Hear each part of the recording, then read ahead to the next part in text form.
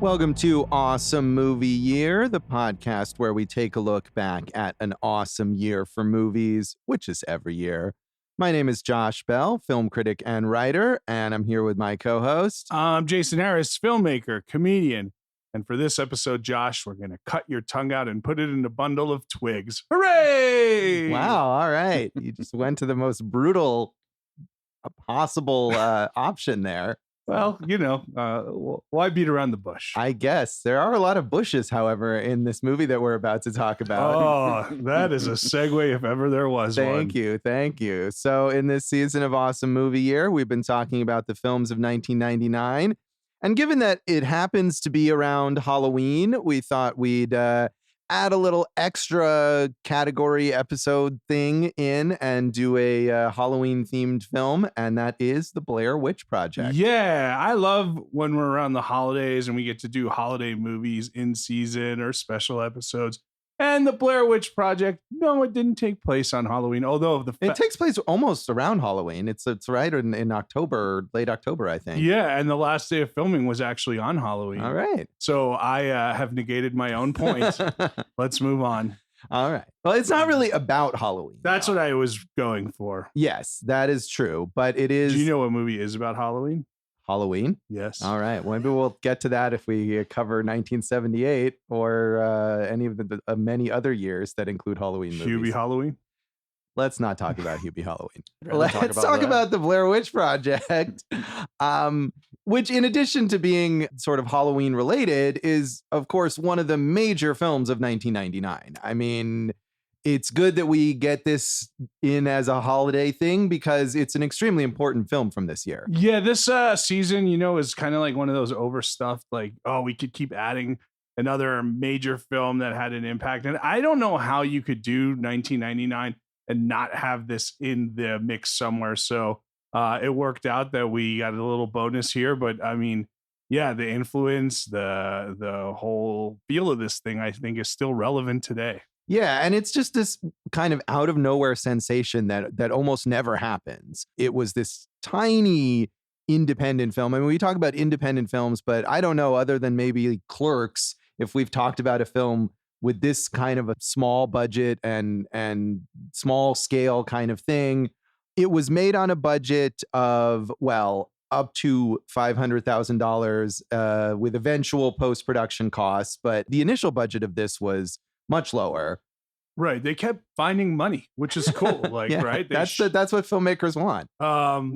They would shoot like a short and then they'd find more money and now they can shoot a feature. And now it's starting to get into, festivals or whatever. And, they can spend for post-production a little more, gloss it up, which is weird because this is the least glossy movie ever. Right. But yeah, they kept adding to the budget and like to the point where they were like, hey, if we don't make money, we're all out of business here. Right. But it worked out very well. This film premiered at the Sundance Film Festival in 1999 and just was one of the hugest buzz titles of that festival. And off of that, they were able to get some of those extra post-production funds when this film was picked up by Artisan, which is a company that I don't think exists anymore, for distribution. And it snowballed from there in this amazing way, building up this buzz, and the whole viral marketing campaign for this film is just amazing. And the idea that it's weird because on the one hand, this is a sort of viral sensation at a time when, social media didn't really exist and that wasn't really a thing. But the internet was vital to marketing this movie. But on the other hand, the other vital thing about marketing this movie was the idea that so many people believed that it was true, that it was a real documentary, that was actual found footage. And I feel like in our current age, when things can go viral because we have all of those mechanisms for it, no one would be able to pull off that kind of sort of hoax about something. It's the first internet marketed movie to reach this point of mass hysteria. And yeah, I will tell you the truth. I saw it before pretty much anybody because yeah, that's right, Josh, you loser. No, they toured it to 40 colleges, and one of those was Boston University. So I saw it on the college tour before the release, and that was like to get word of mouth. And I was confused. I was like, part of it is you want to believe it's real because you're seeing something so crazy. You'd really love to believe that these people died horribly. Yeah, you want those three dum-dums to be dead for their dum-dum mistakes, and you want a witch to have murdered them, because how many witch murders have you seen? I mean, for real, none. Yeah, exactly. But you do think, like, I mean, I remember I was like, whoa, I really did think like that I had to ask, like, is that real? Is that not real? Who did you ask? Other people who didn't know. All right. Yeah. But that was, I didn't remember that. But obviously that college tour and all of these sort of festival appearances and the rollout of this film was done in this way to build that buzz really well. And, they didn't say starring Heather and Josh and Mikey. They said, missing and presumed dead. And they would just have these like kind of newsreel videos and interviews on the website. So they went with the less is more, and they built this whole myth around it. And I think as far as marketing campaigns, it's probably as good as any movie's ever done. Yeah, it's really amazing and smart, but also I feel like a lot of it maybe was just stumbled into because the filmmakers, Daniel Myrick and Eduardo Sanchez, it just kind of went with the way they had made the film, where they came up with this mythology and they kind of presented it to the actors. And the film was made in a way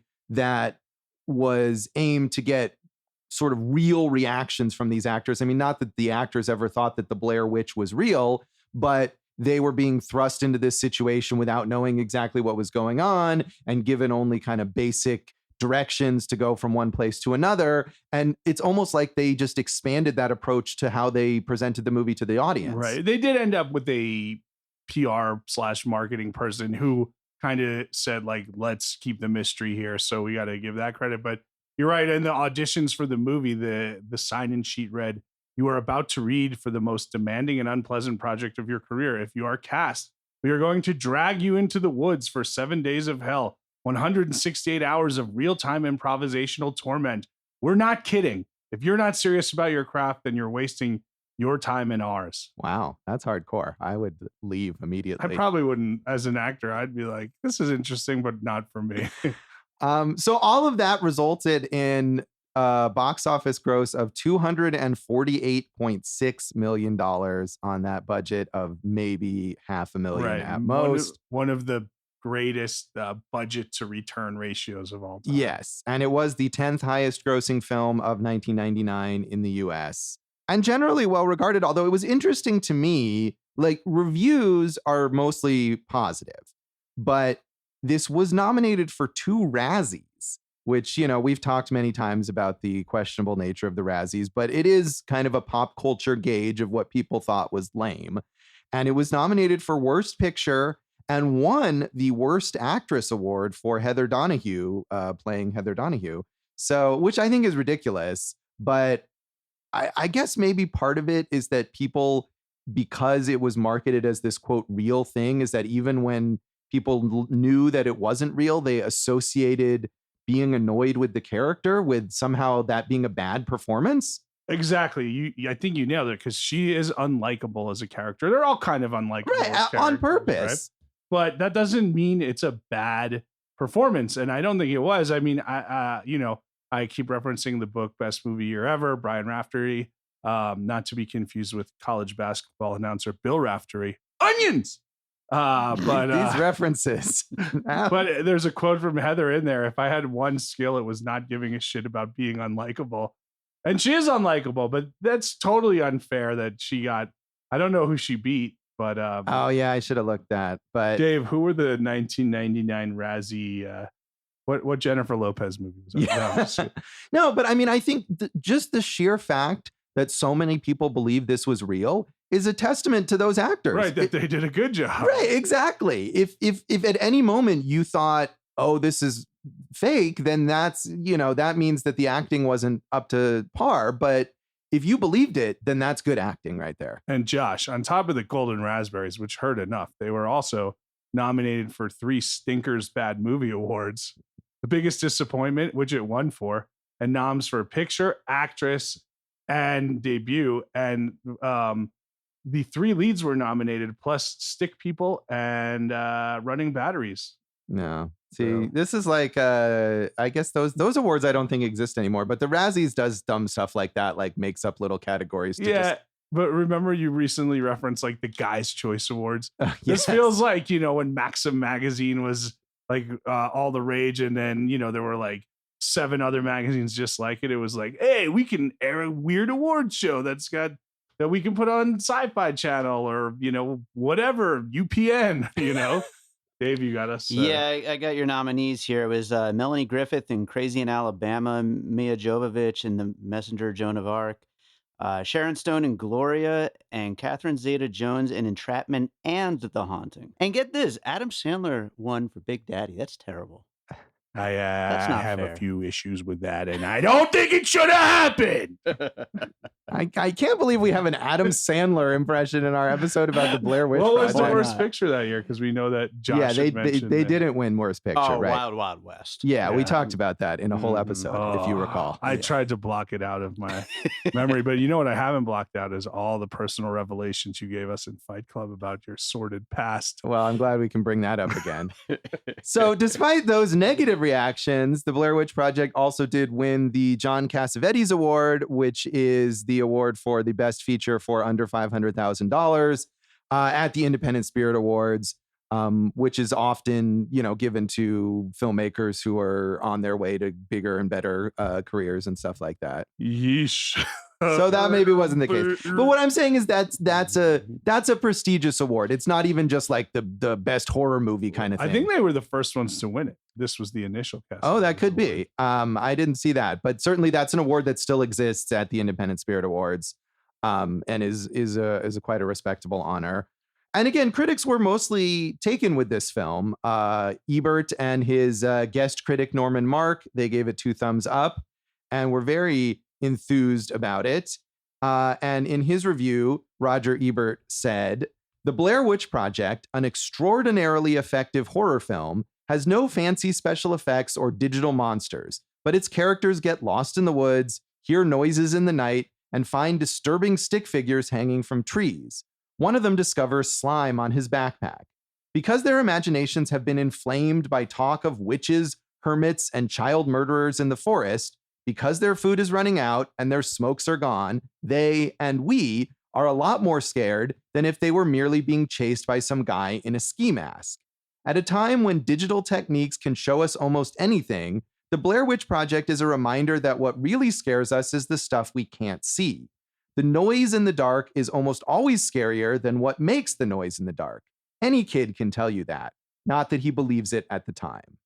And that's clearly the concept of this movie, is that the hint at something being there is the scariest thing. There's even a sequence where you know, where they get up in the middle of the night and they're looking through the woods, and they had dressed the art director in like full body stocking white, you know, pantyhose over the head, because they talked about that in the movie, that it was like a white floating figure, and the cameraman forgot to pan over, so they never got it on tape, but they said like, well, that's okay, it's probably better that we didn't, right? So it's that, you know, less is more, let your mind run wild thing. Yeah, absolutely. I mean, I've seen plenty of low budget horror movies where they're building this good suspense and you're really tense and what's going to happen, and they're using their resources really well. And then they get the moment where they show you the monster that they clearly don't have the budget for, and it just falls apart. So that could have happened here. It's probably better they didn't. Yeah, I will give them credit though, because I think the way they shot everything was it did ratchet everything up. So I bet that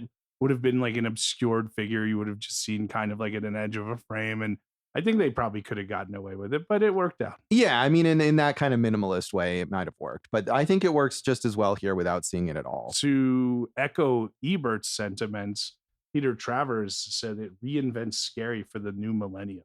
That sounds like something Peter Travers would say. But I mean, you know, it's using the idea of taking technology that is now in the hands of everybody and telling stories that almost anyone can tell. There's nothing they shot here that's so crazy, but it's the ability to build that story that is what made this such a special piece. Right. No, that's absolutely true. And not that people hadn't been scaring audiences by leaving things off screen before, but the idea of doing that in this format is certainly new.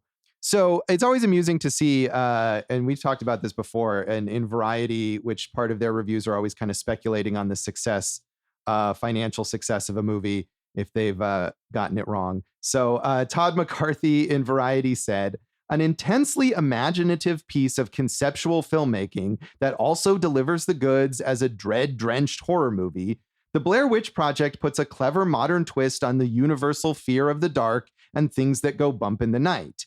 This resourceful, ultra-low budgeter is probably too raw and lacking in the clockwork, visceral jolts to go over with the general horror audience, but it's effective enough that with smart handling, it should be able to move beyond simple cult status. Pick comes across as smart without feeling manipulative, except in isolated moments, and serves as a reminder that effective horror stems much more from psychology than from graphic gore. All the same, the film builds up a sense of horrific expectation that it can't quite match in its payoff. So there at the end, he's kind of disagreeing with what we're saying, that he maybe wanted to see something. Okay, boomer. Boom, I nailed him.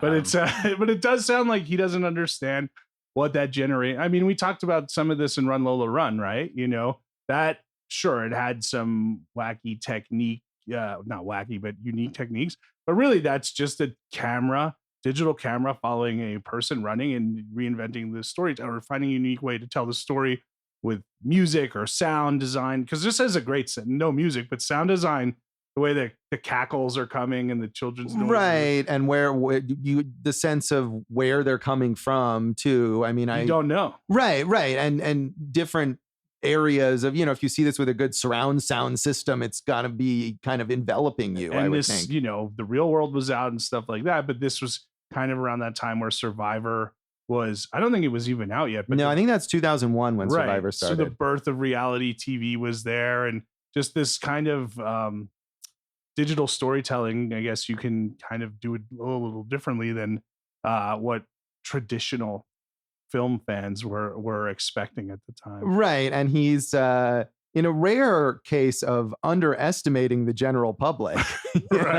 He's not giving audiences enough credit maybe for their interest in something like this. And, you know, we know obviously to make that much money, it had to cross generational and demographic boundaries. But I wonder how many of tickets were sold from like 18 to 35 or something. Right. Well, and I think also one of the things with a movie like this is that at a certain point, it becomes such a phenomenon that everyone thinks, oh, I have to see it. And there were tons of people who saw this movie after it was heavily hyped and were like, oh, that was a piece of crap. Right. Golden raspberries. Exactly. And our old friend Andrew Saris in the New York Observer hated this movie and spends much of his review deriding the entire concept of movies being scary, which is great. So he says, Daniel Myrick and Eduardo Sanchez's The Blair Witch Project represents the ultimate triumph of the Sundance scam. Make a heartless home movie, get enough critics to blurb in near unison, quote, scary, and watch the suckers flock to be fleeced. This fictional documentary within a pseudo-documentary form may be the most overrated, underfinanced piece of film to come down the pike in a long time. Incidentally, when did, quote, scary become the highest commercial accolade a movie could receive? Not that The Blair Witch Project struck me as particularly scary, even by infantile standards. Where is the suspense? Where is the involvement? Where is the identification? We know from a printed forward that the three young filmmakers are doomed, and by the time I got to know them a little, I didn't much care what happened to them. Well, he's had a rough 20 years. If he didn't think scary was a worthwhile element in film, imagine how he's felt for the last 20 years. Well, he's been dead for the last 10 years. Well, and that's an even rougher 20 years if you think about it, Josh. Yeah, no, I mean, he goes on and on in this review, as he tends to do. And he even goes back to Psycho and kind of dismisses Psycho because it's just trying to be scary and that's not a worthwhile endeavor. Well, the movie that often comes up when researching this is Jaws, because, you know, we don't ever see the shark until really the end there. Right. Right. And that kind of phenomenon, that build.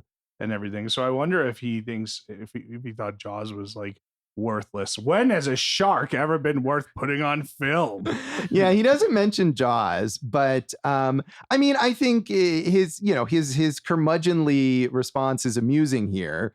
But I mean, I think there's two things that we can, or that to me seem relevant. I mean, specific to this movie, the idea that if you don't care about these characters or that you find them so unpleasant that you don't want to spend time with them. And I can see that happening. Like you said, they're deliberately, at least. Yeah, but that gives you a rooting interest to be like, I want them to be murdered.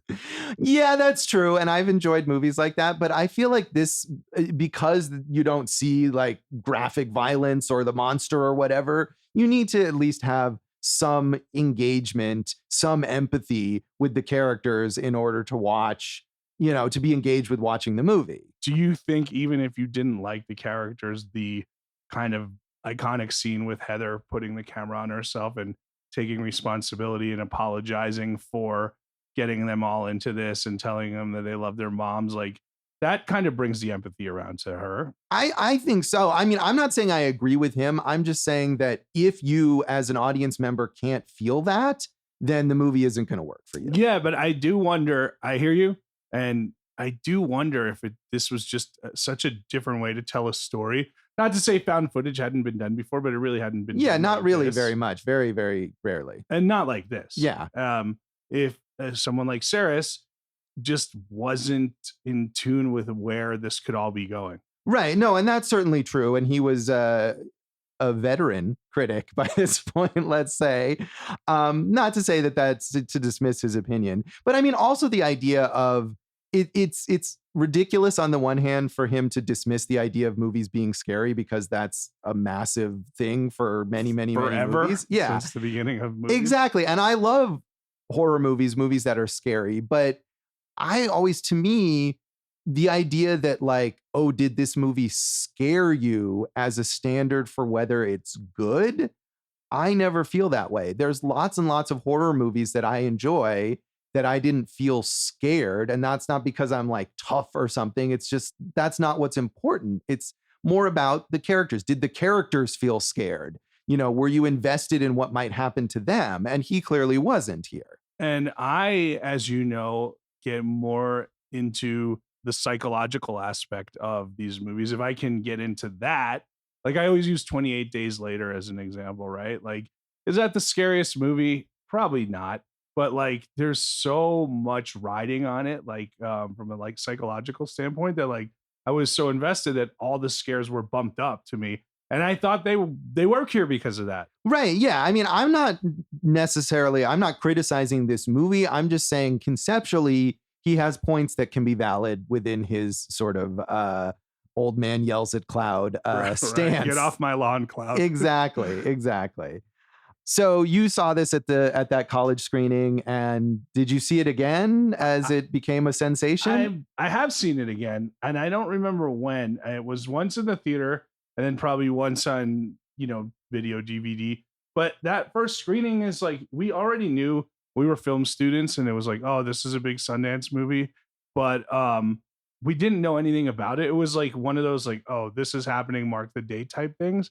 And I think it really worked. And like what he talks about with the Sixth Sense, the idea of the audience not knowing, like it added so much back then. Yeah, it totally did. So I saw this a little later than you did, but still not a little before the main wide release. I saw it in LA. I was visiting a friend of mine, and the buzz was already out. Right, exactly. The buzz was there. But it wasn't playing here. The movie wasn't playing here yet, but I knew it was like something you got to see. And it was like going to a concert. Like, I think it was, maybe tough to get tickets. And I remember being in that theater, which was so full that people were sitting on like the steps in the aisles, and just seeing it with an audience like that and the reaction. And I think by that point, my friend and I at least knew that it wasn't real, but I don't know that everyone in the audience necessarily knew that. And just that whole reaction and visceral feeling. Yeah, it was just amazing. And I was wondering, I could be misremembering this, but watching the movie this time, when it got to the credits,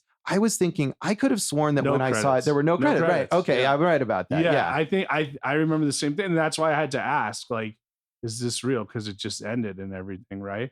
And that's so smart for them to do that at that point. I think like, obviously we're watching it on DVD 22 years later or something. Yeah. A year after it comes out on DVD, you can put the credits in and everything.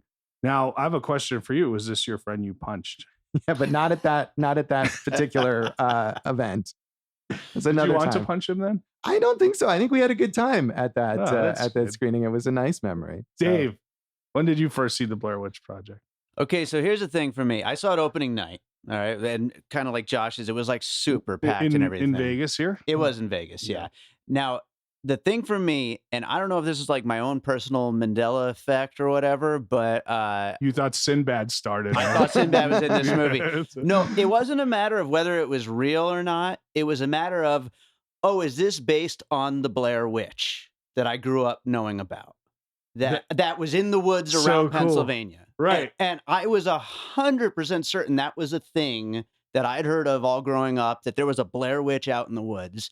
And I don't know if they put it in my head somehow. I mean, clearly the marketing was built around that, but I knew it before any of this came out. What? So you're saying not now you weren't sure, but even then you had already. I had already heard of it, and I already knew that was a thing before all the commercials. So you came thought out. this was like a fictional movie based on a real legend? Yes, Right. exactly. I love that. That's amazing because I grew up not far from you, and Yeah.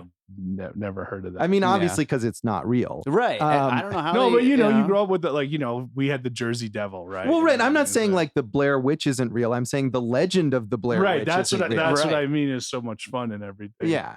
Well, there was the sci-fi special that was set Curse up. of the Blair Witch. Right. The Curse of the Blair Witch that was set up like a more traditional documentary. Like the character in this movie mentions like, oh, I might have seen something on the Discovery Channel. And that was kind of how that was set up. Did you watch that, Dave? I don't remember. I know that it exists. Also, speaking of that, along with my memory of growing up knowing of a thing called the Blair Witch, I was also 100% certain there was a Scooby-Doo Blair Witch thing.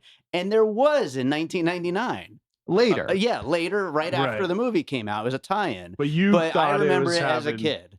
Yeah. So the lesson here is Dave is very gullible. Or Yeah, I sees the guess so. future. Yeah. One of, Possible that. one of those. Hey, Josh, you mentioned that mockumentary. We talked about the website, which had 160 million views by August of that year. When I still don't think it was hit wide release yet. And then there was also this show. I think it was called Split Screen. John Pearson, who's like one of the tastemakers of indie film. He found Clerks. He found this, and he had these guys submit a piece or two, like a fake newsreel or a fake interview story piece on the Blair Witch. So like all these little elements combined are the things that made people like Dave think that they had already known about it. I think. Yeah, it's really impressive. And again, something that I feel like has not been done to this extent and this effectively with any movie since then. How could I don't know. I mean, it'd have to be different at this point in Yes. time, obviously. Yes, it would. So anything else on the background you want to mention here, Jason? We kind of talked about the impossible film schedule that they made. They made these young actors go into the woods for 8 days. They shot about 20 hours a day. They gave them less food as time went on. So they were already going to be irritable. You saw the weather conditions. It wasn't nice, and they just would set up these crazy stunts, right? Where it would be like, they'd have like a GPS tracker and that would lead them to like a crate. And that would give them a clue of where they were supposed to go for that day or an emotion they were supposed to play. It's a totally wild way to make a movie. And I think they knew like, oh, this could really fall flat on its face. But they were so bored with what was going on in the horror genre at the time that they were like, we have to try something. Right. It could easily have been a giant failure just as a film, even before it was even released. It could have just been a mess that they would have said, well, that didn't work out and it would have never gotten released. Yeah. The last thing I wanted to say was producer Greg Hale was in the military and they had this class called SIRI, Survival, Evasion, Resistance, Escape, where they dump them in the woods and basically do this to them. Like they chase them for 4 days. They don't let them sleep. They take them to a POW camp. And that was kind of the basis that as a filmmaking team, they came up with, put the actors through this rigmarole. So kind of interesting. Yeah, kind of insane too. I wonder if you could do that now too, or with all the like It definitely was not a union production. Yeah, you couldn't do it now. And even back then, like they said, like this is going to be the worst experience of your life. Right. That's fun. Well, we'll come back in a moment and talk about our general thoughts on the Blair Witch Project.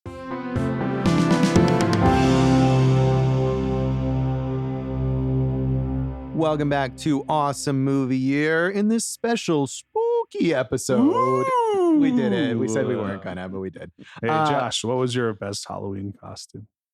I feel like we've talked about this in a previous Halloween themed film episode, maybe Trick or Treat. Yeah, on Trick or Treat, I believe we did, but we can do it again if you feel the need. Well, I'd like to know. I don't know. Well, I think I probably mentioned at that time, like my sad attempt at the very tasteless dead Elliott Smith costume. Yeah. I also did that one. And but no, I was never really, and I probably said this too, as a kid, I was not a creative Halloween costume person. I would just kind of wear the same one every year because I didn't really care. Well, the reason I brought it up is because like after this came out, you could have just put on a flannel and been like, I'm Josh from the Blair Witch Project.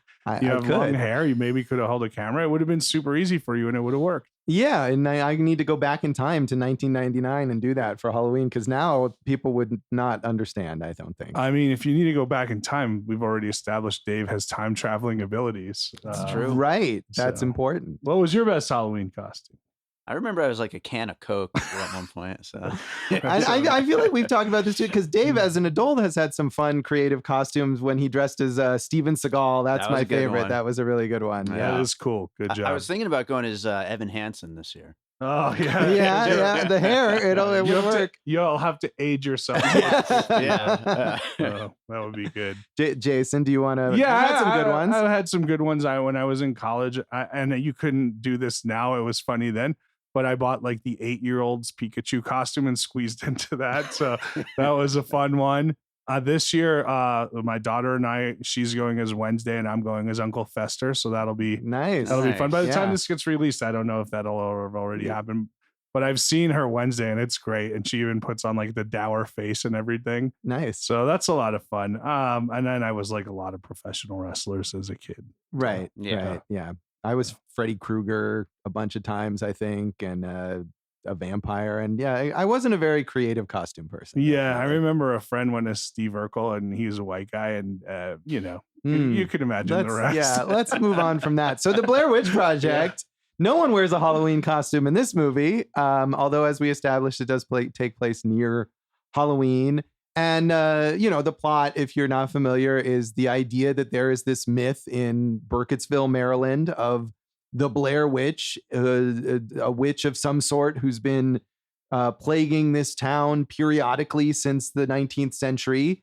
And Heather, the film student, is going to make a documentary about this. And she enlists Josh, played by Josh Leonard, and Mike, played by Michael C. Williams, as her crew. And they interview some townspeople, and then they head into the woods to see what they can find. And what they find is the Blair Witch who kills them. Yeah. That first 10 minutes where nothing scary happens, and they're just like Heather and Josh seem to already know each other, and they just meet Mike and they go shopping and just hang out in the hotel. Like, so important to the movie. And you would never really, I don't think I ever considered that in the past, but just to get to know them and their enthusiasm for this project and the bonding, and then to see it all like go up in tatters and how it all disintegrates is like, it's really, really good work.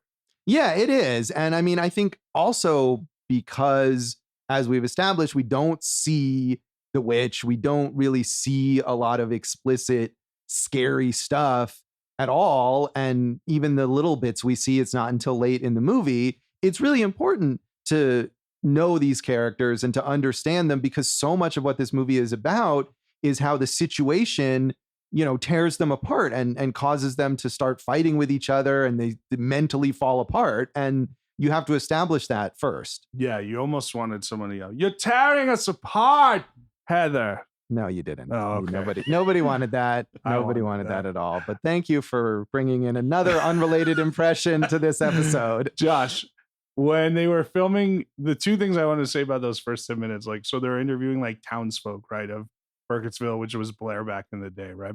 And some of those people were actors and some of those people were real residents. So they never knew. It was more like the filmmakers just kind of messing with them and, creating this whole world. Like, dude, leave me alone, right? But the other thing is, I also think you see how amateurish some of it is, because like when Heather's doing her presentation of like, here behind me, you see these graves or whatever, and it's like, man, you have a long way to go to kind of get that polish, but you kind of need to feel just how amateurish they are, because they get over their heads very quickly, and this kind of like gives you that foreshadowing. Right. The idea that they're amateurish, not that this movie is, but that if Heather were a real film student making a real documentary about the Blair Witch, it would not be very good. And this would be a horrible plan. Right. And it turned out to be a horrible plan. Yes. One other thing I like that I noticed this time watching with the residents is they interview this woman who's holding her child, who is picking her nose and eating it while the mom does her interview. I didn't notice that. I did notice how scared the kid became, which was fun. Yeah. I don't know if that kid that kid might have been, or at least the mom was an actor, because anyone who says, oh yeah, I knew about the Blair Witch, and here's some of the mythology that the directors have come up with. I don't know, man. I'm not an actor. Yeah, but at the time that this movie was being made, don't you think like, if someone's interviewing you on camera, you could have just gone with it and been like, if you're a local? I guess that's possible, but I had to assume that the people who deliver some of the exposition that's relevant to the story were actors recruited by the filmmakers. But whether the nose-picking child if she was aware of it, was she was given any direction on that front, I don't know. Did you, whether watching it originally or watching it this time, I don't know, maybe you like it, maybe you don't, but like, when did you really start investing in this expedition with them? I feel like this time, because I was interesting, it's I don't remember, like the first time I saw it in that theatrical experience, I remember the audience more almost than the movie. And then I don't think I watched it again until 2016 when the sequel, the most recent sequel came out. And watching it that time, I was kind of lukewarm on it. But this time I was more into it. Maybe because I thought, oh yeah, this is a little disappointing. And so I feel like I was invested in the characters early on and the expedition and all of that. And like you say, it's important the way they establish them in those early scenes when nothing scary is happening and they're just goofing off and getting to know each other. And I was especially impressed with Heather Donahue this time, like, because that character becomes so unlikable. And also, as you said, she is a believably kind of bumbling film student who's trying to make this documentary that maybe isn't even going to get her a very good grade. Her ambition is like outweighs her abilities, and at this point, and, just mistakes were made, much like Timmy Failure. I feel the same way, and like right away, you're kind of investing, and like I think the way they pace out the scares or the kind of elements to ratchet it up is really good. Like you get the piles of stone, and then it's not like the next thing you hear is a boo or whatever. You hear like these crackling noises that night, and then it just keeps piling on, and like once you hear like the kids, just I don't even know what they're doing, but it's just noises of kids, and they're like, are they happy, are they miserable, like what is happening here in the middle of the night in the woods? Like that's pretty creepy, dude. Yeah, it is. And the other thing, again, from a character standpoint, I loved is that even like early on and further on, when they're scared and they're in danger and they're lost, when they find some kind of Blair Witch like relic, immediately Heather is like, we have to get this on film. Right. Because she still wants to get her documentary made. And I thought that was really a good insight into that character and how single-minded she is and sort of egotistical, that for a long time she's like, yeah, sure, we're kind of miserable right now, but it's all in the name of filmmaking sort of thing, and they're going to get it. And, she sticks with that for a long time. And I don't think she's the only hateable character. Like Mike, when he admits to kicking the map into the river or this creek, which was an improvised choice he made at the moment, and they went with it, which, like at this point you're like, man, you suck, you're the worst. But he has redeeming moments when Heather's about to crack and when Josh is about to crack, and you see like the softer side of him, and like it's interesting. These are fully drawn characters, whether one's just ambitious all the way to the point where she has to apologize to her family because she knows she's getting herself and her friend or her coworkers killed. Josh is probably, we lose him, 2/3 of the way through the movie, maybe. So like we don't get the full development that we've gotten with the other people. But even him, you see like the way he's slipped into like this feeling of doom, and the it's just made him crazy. Right. And I think if you want to say that Heather is unlikable, I mean, and I think that is true, but she has that arc and that scene, which is probably the most famous scene in the movie, of her crying and apologizing. Like that is character development. That is her realizing that she didn't know what she was doing, and she got these other people into this dangerous situation, and she was overconfident and made a mistake and regrets it. So, I mean, again, if we want to talk back about Heather Donahue's performance, that's really good acting. I thought so too. I'm not disagreeing with you on that. How about the house?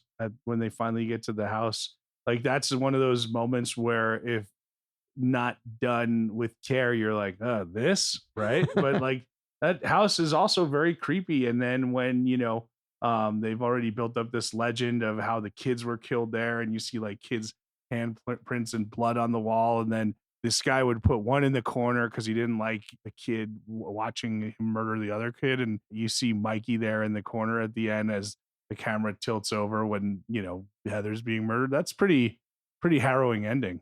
It is. And I mean, and I like, sorry, I just spoiled the movie. Well, yeah, I mean, if you haven't seen it by now, and I feel like that's a famous ending too, the standing in the corner. And it's interesting to me that that's become so famous and that people might be familiar with it even without having seen the movie, because what I liked is that understanding why that's so sinister requires remembering this kind of throwaway line from one of the interviewees from early in the film. And, knowing that that's a famous moment, you notice when that guy says that early in the film, when he talks about the kid standing in the corner. But if you didn't know that that was coming, that might not be a detail that would register that strongly with you. And then you have to kind of remember it as it comes back. So that's trusting the audience a lot. That's true. But I think even if you didn't realize that, just seeing a dude who like has been running through the house and now he's slowly kind of just, I don't even know if he's moving or not moving, but just kind of like in the corner facing the wall, that's already weird enough, right? And then camera goes to the ground, and they ratchet it up, they get it there, right? No, they do. And it doesn't require any graphic violence or gore. I mean, the only gory thing we see is as you referenced at the beginning of the episode, the sort of bundle of sticks that has inside Josh's shirt, or a portion of his shirt with some teeth. And is his tongue in there, or is it just a lot of blood? Part of a tongue. Yeah. In my mind, I'm cutting out your tongue, so I have to like assume it's his tongue. Sure. Because otherwise the reference doesn't make sense. And it's got to work. That's what's important. That's so, right. But I mean, that's really the only kind of gross out or gory, violent horror movie moment in this film. Otherwise, we're being scared by bundles of sticks and piles of rock and things tied to trees and things that don't really seem all that scary. Yeah, the one that I remember in the theater, I think even, is when they get to that point in the woods and all those figures are hanging, like someone took the time to make these like tree bundle stick men, and it's like nothing good can come from being there. Right. Definitely not. So, I mean, this movie is impressively constructed and influential, but I do feel like, I mean, it's one of those things that you can watch and really appreciate how innovative it was, but because it's been imitated so much, some of that effect is a little lost. Right, of course. I think if we showed it to a younger generation now, they'd be like, what's the big deal? The same way, like the first time I saw North by Northwest, like it had to be explained to me, like that crop duster scene is essential to the development of film, right? While we're talking about that, Josh, I was going to ask you, what did you think of the mix of like high 8 cam with like, I guess 16 black and white there? I mean, I like that. And it's interesting to me that, we talk about this kind of movie can be made because of the development of more, consumer grade cameras and stuff like that. But still, you watch this movie and you realize, God, look how bulky all of that stuff is that they have to carry around. The fact that they have a film camera with them at all is like unheard of now. Right. You make this movie be normal then. Right. And that was how it was. I mean, and it was cutting edge. They talk about the DAT, the audio recorder that they had to like sneak out of the university because they're not supposed to have it because presumably it's this really valuable piece of equipment. And now all of that would just be in your phone.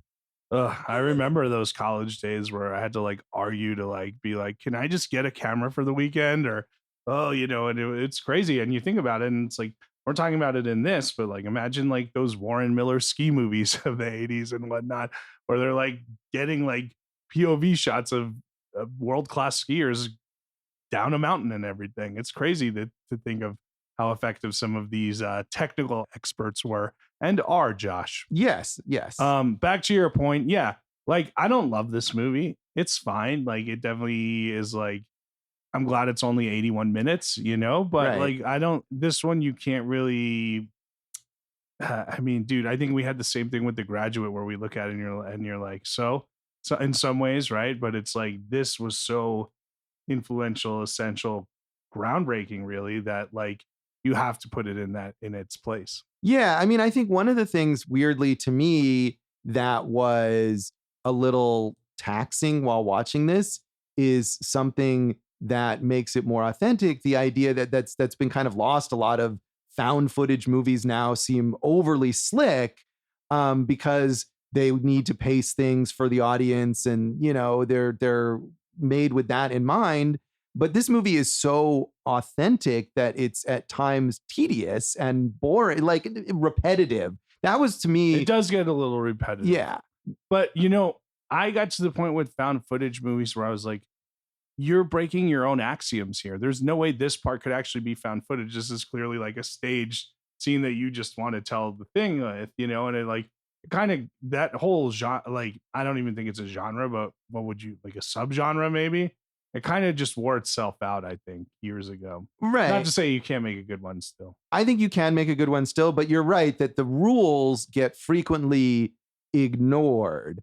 And the idea, it's like, if you're not going to follow those rules, then just make a movie. Yeah, that's okay. 100%. If I could just say, I scored one once, which of course makes no sense whatsoever, but it was a job though. Right. And how did that turn out? It was fine, but it really didn't need music. So was it was it a score that had it was just tension, like tension score. But it wasn't like meant to come, it wasn't meant to be diegetic. Right. Yeah. Josh, did you ever see Cannibal Holocaust or The Last Broadcast? Because those are two movies that get referenced as like influential on this film. I have not seen either of those, and those are really the only two like notable found footage movies that come before this. Right. Cannibal Holocaust, which was marketed similarly in that a lot of people thought it was real, but no, I haven't seen either of those. So I assume you haven't because you're not really a horror guy. No. Dave, have you seen those? I haven't. Okay. No. But I mean, even though there is that minor precedent, the amount of found footage that followed from this is just astonishing. The way that this opened the floodgates for a genre that essentially didn't exist. Right. And probably didn't need to exist. Not to say that we couldn't have had more cool found footage. I was actually, when I was in LA, doing my rounds as a writer, we had one that was going to be like National Lampoon Vacation, and it was all going to be found footage and everything, and that would have been fun, and it's cool to do that as a comedy, but instead I'm here with you in this found podcast. But I think my point there was that like, because they're so rigorous about that format and they really gave the cameras to and so many found footage movies, it's like, oh, the character's holding this camera, but the actor wasn't doing any of that. They've got a full professional crew there. Like, but in this movie, they really did do that. It results in a movie that looks like it was shot by three people who don't entirely know what they're doing. And I didn't watch the documentary on the making of, but this would be like a fascinating one. It's fascinating to read about, and just like, later in the season, sorry, I'm going to give away a spoiler on another episode here. We're going to talk about American Movie, the documentary about a Midwestern filmmaker who will seemingly give up anything and everything just to make a movie, right? And I think these guys, that idea of like, let's put on a show at all costs, like these guys actually did it. They did, and it could easily, as I was saying before, have just completely gone wrong, and these guys could have remained nobodies who tried something and failed at it, and the boldness paid off, but it was a big gamble. Right. Should we rate this thing, Josh? Yeah, we want to rate it out of 5 bundles of sticks. I was going to say 5 snotty apologies. Yeah, that Snot-filled works apologies. too. That works too. So it gets 3 from me right there. 3 snot bubbles and apologies to your parents, Josh.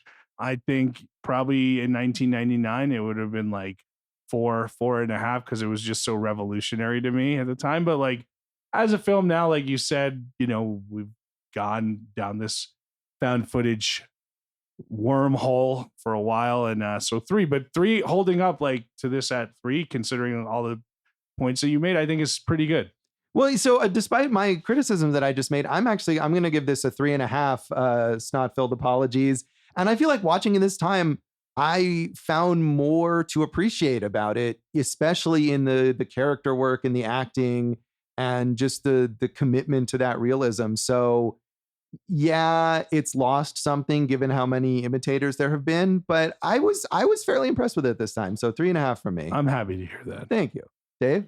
I was going to go with 3, but I'm actually going to raise it to 3.5 because I do think it's kind of the high bar for this subgenre. And so if nothing else can beat it, it might as well be a little up there. All right. Well, we'll talk about that subgenre and more when we come back and talk about the legacy of the Blair Witch Project.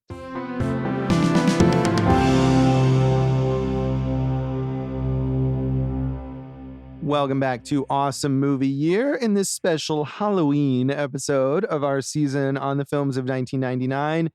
We've been talking about the Blair Witch Project. And as we've been talking about this whole time, really, I mean, this movie is so influential. It essentially created an entire genre or subgenre of film that has, as we've also said, become extremely played out. Worn out, yeah. But Do you I mean, have a favorite found footage or least favorite? Well, at least there's so many. I mean, and I end up watching so many low budget horror movies for things that I write that there's just the least favorite list would just be long and full of a bunch of movies that no one has heard of. Yeah, I don't, I feel like I should have given this a little more thought in terms of a favorite. I know Dave loves Cloverfield, and I like that a lot too. Yeah. And I thought End of Watch was a pretty good one. Yeah, End of Watch is good in that one. I mean, both of those apply the technique to genres outside horror, which is still the most common found footage genre, even though it's done elsewhere. So, and now, I mean, moving that toward like those real screen experiences that Timur, I can't Timur Bekmambetov, the Screen Life. Yeah. Screen Life. I call it real screen for some reason, but that Screen Life is kind of like the next iteration of found footage. Yeah. So like now that's cool because we're seeing even this genre evolve further. Like we all like Searching. I know you saw the one this year, Profile. I liked Profile. I like Searching. I loved the original Unfriended, which that's the horror movie and those other ones aren't. But right, that is kind of the new iteration and the new idea of like, how can we take this concept and apply it to technology that we have now and the way people use things now? And those movies are good. Although I feel like even having seen a handful of those, I'm already like, okay, how much further can we take this? Who knows what's next? Maybe it'll be like Ocular Rift. Right. VR movies. Those exist too. Did you know, speaking of this genre, that I remember like when I was out pitching like this, like that found footage comedy, Project X at one point was like the most illegally downloaded or pirated movie of all time. That movie is terrible. Yeah, but if you're in college and you just want to drink some beers and party, like you could totally put that on in the background. And who's pirating movies all the time? Yeah, I don't know who's pirating movies now, but whatever. But that is another example of taking that found footage approach in a different genre, the sort of gross out teen comedy. I don't think that movie, that was one where they really stretched the idea of like, is this found footage really? Chronicle was the worst to me on that. I'm like, none of this makes sense as an actual found footage movie. Yeah, people love Chronicle. I didn't really care for it. And, when you get to that point, it's like, you're not helping yourself by making this found footage. Just make it a low budget film. It's okay. Yeah. So the filmmakers, Myrick and Sanchez, like, and all the actors other than Josh, like, it's kind of like a blessing and a curse. They all made a ton of money, I'm sure, but none of them really recovered to do much. I mean, they've made a few other movies, but really they haven't really done much. Yeah, I mean, Myrick and Sanchez, they don't work. They didn't work together after this, but it's weird because they didn't work together, and yet they've had essentially the same careers. I know. I want Yeah. them to work together again. And I don't know why they don't, but they both direct forgettable B-movie horror stuff, and regularly enough that I'm sure, you know, they're working steadily, but neither of them have made movies that you would know about or that have been particularly acclaimed or successful. As you said, Heather Donahue and Michael C. Williams both essentially left acting, you know, within the next decade or so. Heather Donahue was working as a pot farmer. Yeah, she might have a book about it, and she was in an episode of Sunny in Philadelphia. So Yeah, that was one of her last credits, I think. yeah. And Michael Williams worked as a guidance counselor. Yeah, but he actually, I don't know if he left acting. He's got a ton of credits as, like, you know, in those like New York, like I'm a guest star in Law and Order, or, you know, crime scene, this and that. And he like manages a theater company. He seems super well adjusted. Like he's done well. Yeah, I mean, I think he acts periodically, but they don't act steadily. And as you said, Joshua Leonard has gone on to have a flourishing career in indie films as an actor and as a writer and director. I think his best known thing is another improvised film, Hump Day, which I know we both like. Hump Day, Lynn Shelton. You ever Yes. see it, Dave? Back when it first came out, yeah. Yeah, I love the premise and I like where it got to, but I think they let it off the hook at the end. Yeah, I mean, I don't remember all the details, but I remember overall liking it. It was a very acclaimed, successful film. Yeah. Isn't he married to Allison Pill also? Yeah, he is. And he just had a film that he directed out fairly recently, I think. So that he's doing very well out of all the people, the major creative team of this film. Well, the horrible story is of director of photography, Neil Fredericks. Oh, I don't know that story.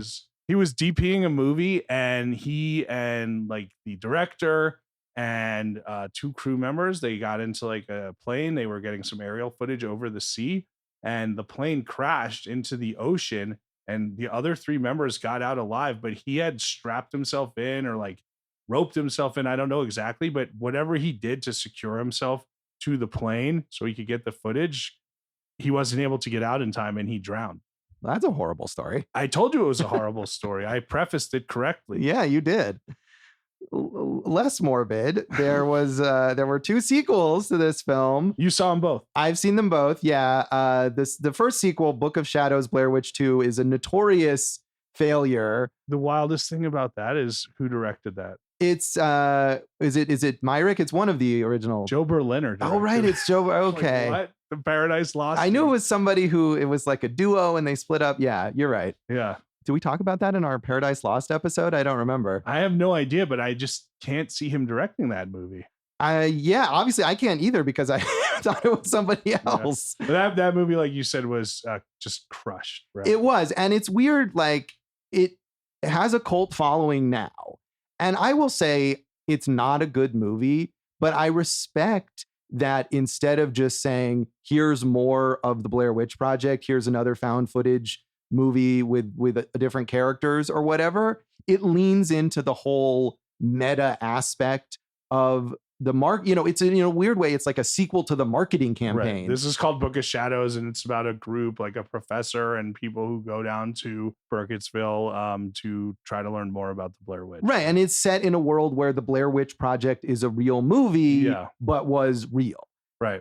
And the last one, the Blair Witch, it's just called Blair Witch in 2016, totally ignores that movie ever took place, but again relies on the mythology set up in the first. Right, but that movie is a much more traditional sequel. The main character is like a cousin of one of the characters from this movie, and it's found footage, and it's essentially the same plot. A bunch of people go into the woods to find the Blair Witch, and then the Blair Witch kills them. And I remember being very disappointed in that movie because Adam Wingard, the director at that time, was coming off You're Next and The Guest, and he was this big indie horror sensation. And we thought, wow, what is he going to do with this Blair Witch thing that has been dormant for all this time? And he did nothing interesting. And he's gone on to have a kind of unremarkable blockbuster career. So maybe this was the first sign of that. But at the time, it Shots was a big fired. disappointment. I mean, it's true. As much as you enjoyed his Godzilla movie, Dave, Yes. you know, you he can't mess definitely. with Dave and Godzilla. I know, but I mean, compared to what Which he did Godzilla early was on, that? the recent one, I Yeah, think, Godzilla right? vs. Kong. Yeah, There you yeah. go. So, have you seen either of those, Jason? No, Josh, but I do have my own legacy with the Blair Witch Project. In college, I made an award-winning short film called Blair Witch the Musical. Did you know that? I probably did and forgot about it. Yeah. I don't even remember what the contest was for, or like what it was, some magazine contest to make a short. And I figured like what would be the craziest juxtaposition I could do with the Blair Witch Project. And it was Blair Witch the Musical. And I had an actress who was like a bubbly redhead, and she played Heather. And but we had her as Bernadette Peters playing Heather, and like we gave her a song, and I played Jason Alexander as Josh, which, you know, like, cigarette, I need a cigarette, you know, that type of thing. And then I think the best piece of casting was I had another classmate of mine play Mikey, and but we cast him as Savion Glover playing Mikey. So we'd be like, Heather would be like, Mikey, what'd you do with the map? And he would just do an interpretive dance. And Laura, who played Heather, won an award for it. It was a fun little project.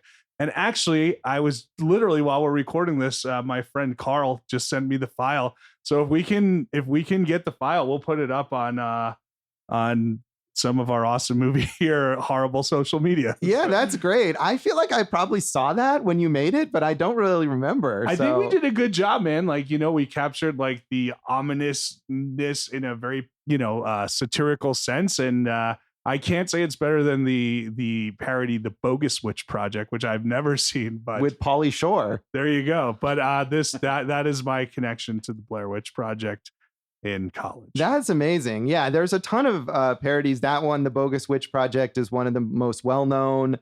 The Hip Hop Witch? The Hip Hop Witch, and the Bear Wench Project, the softcore parody with Julie Strain that has 4 sequels. Yeah, there's 5 of them. So really, all of those parodies are, I haven't seen any of them, but they're generally considered to be horrible. So your film is probably better. It did win an award. And Yeah. It wasn't a Golden Raspberry or a Stinker or a bad movie award. But Josh, like, just to talk about like how influential this movie was, there was like a whole cottage industry of just making parodies of this movie. There really is. It's amazing how many. I mean, and that's not even counting, like, I'm sure there was some Saturday Night Live sketch or, you know, things like that. It's just so influential.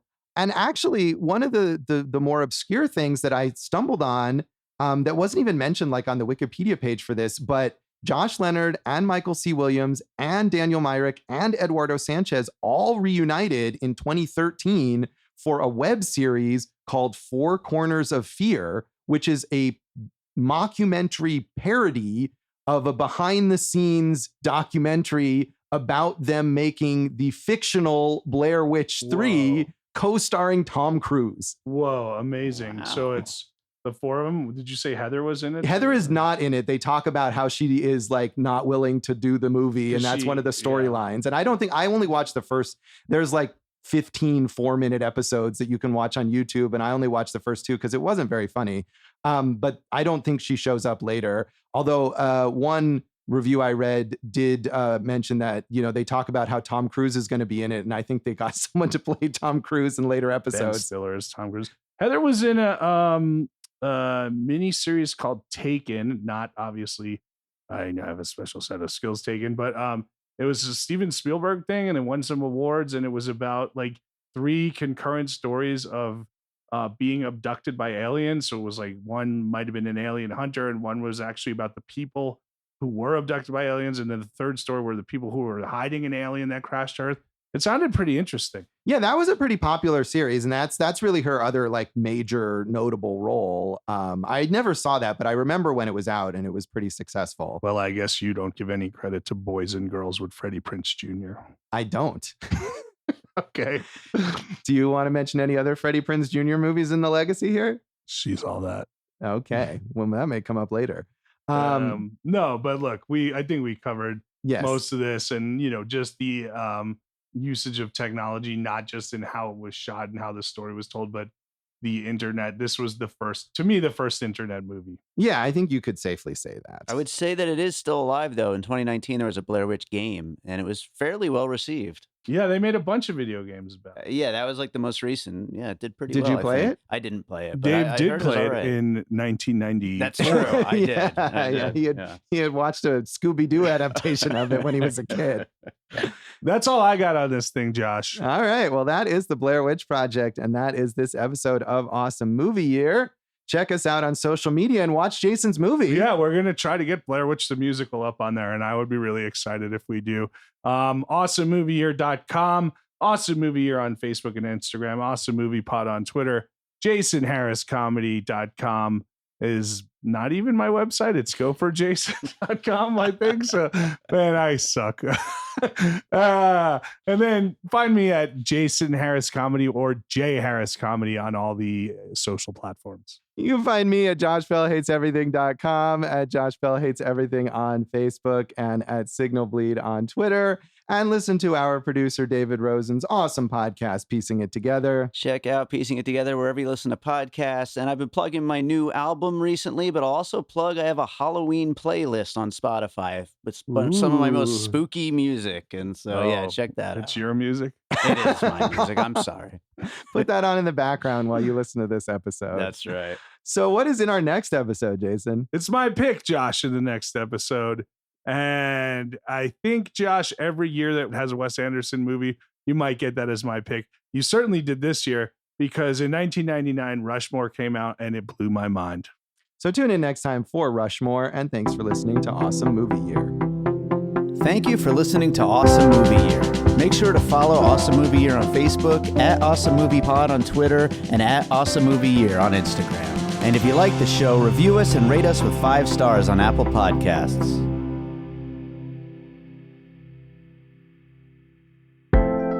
An All Points West production, produced by David Rosen in Las Vegas.